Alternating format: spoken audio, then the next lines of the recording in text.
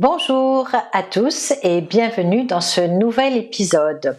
Aujourd'hui, nous allons aborder un aspect absolument essentiel du maquillage permanent. Vous avez deviné, la colorimétrie. C'est un petit peu la bête noire de tous les dermographes.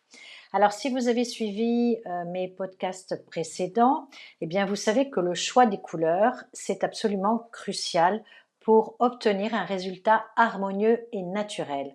Alors que ce soit pour la prestation des sourcils, pour les lèvres, pour l'eyeliner, le camouflage des cicatrices, les aréoles mammaires.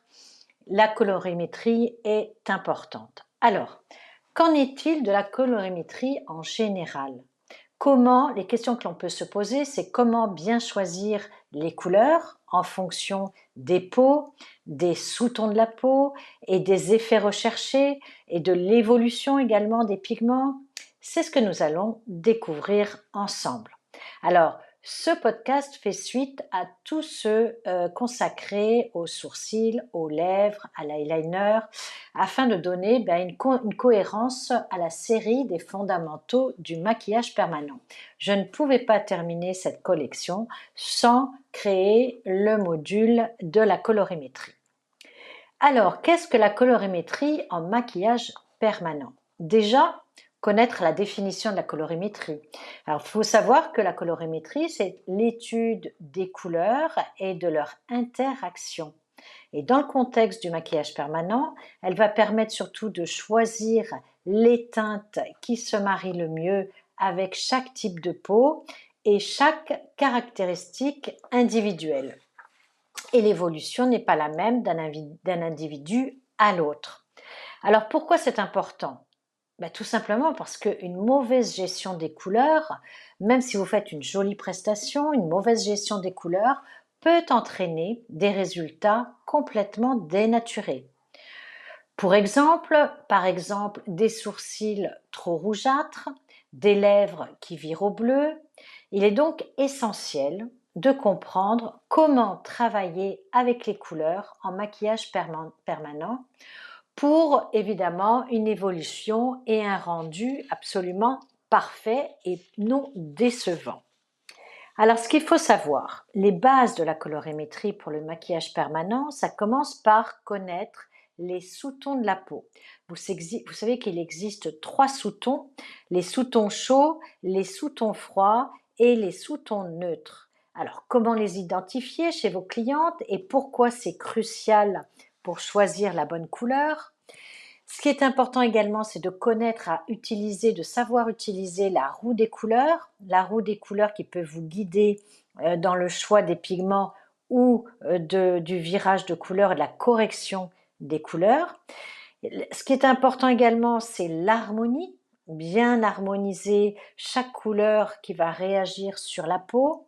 Et l'impact est vraiment différent en fonction des peaux, qu'elles soient pâles ou un peu bronzées. Donc, très important de vraiment faire l'importance de l'harmonie. Alors, comment appliquer la colorimétrie aux prestations? Alors déjà, pour les sourcils, eh bien, le choix des teintes va se faire en fonction du type de peau et des sous-tons.